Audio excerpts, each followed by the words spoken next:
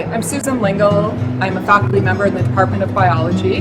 My general field is behavioral ecology, or animal behavior and animal ecology. While we were studying the variation in parental care between white-tailed deer and mule deer, I noticed that the cries made by newborns of many different species look really the same when you plot them on paper. So I thought, it seemed like a bit of a crazy idea, but I thought, well, how similar are these? If we play the cries of different species, like a marmot, a seal, and even a human baby, what will a deer mother do?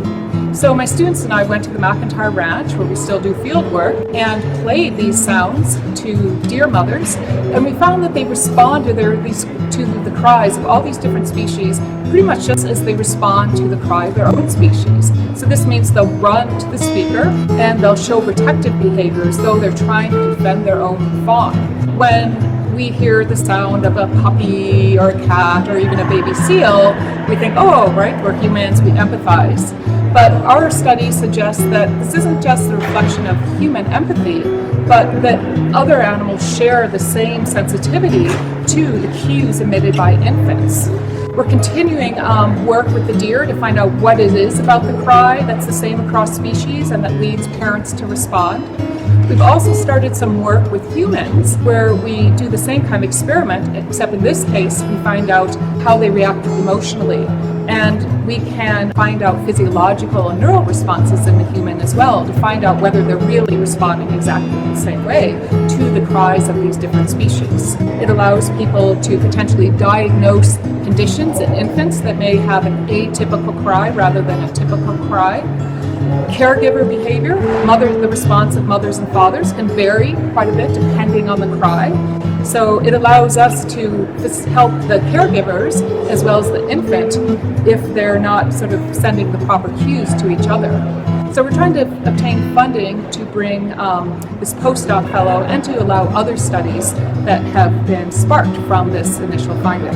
For a postdoc, I was trying to look for a lab that would bring a behavioral side to what I already know. And I was also looking for a dynamic and collaborative lab. So Susan's Lingle Lab is actually looking at reproductive isolation of mule deer and white-tailed deer. And this topic is pretty fascinating because those two species hybridize in the wild, but we're not entirely sure of why. Hybridization can result in the loss of species diversity, and this will also allow us to look at the transmission of chronic wasting disease, which is kind of sweeping deer populations in Canada and in the United States.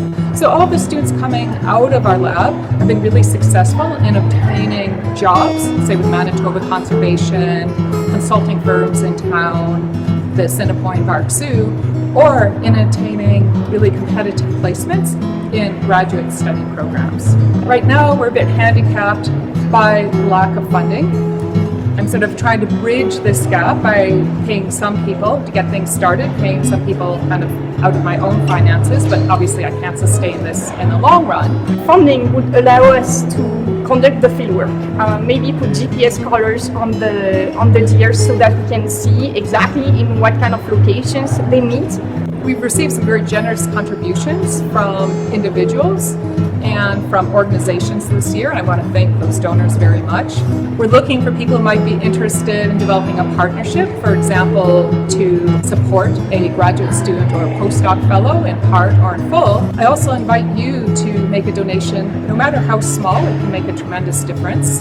Thank you very much for your interest in our lab, and feel free to contact me, to send me an email if you would like to know more about the work being done in our lab. Thank you.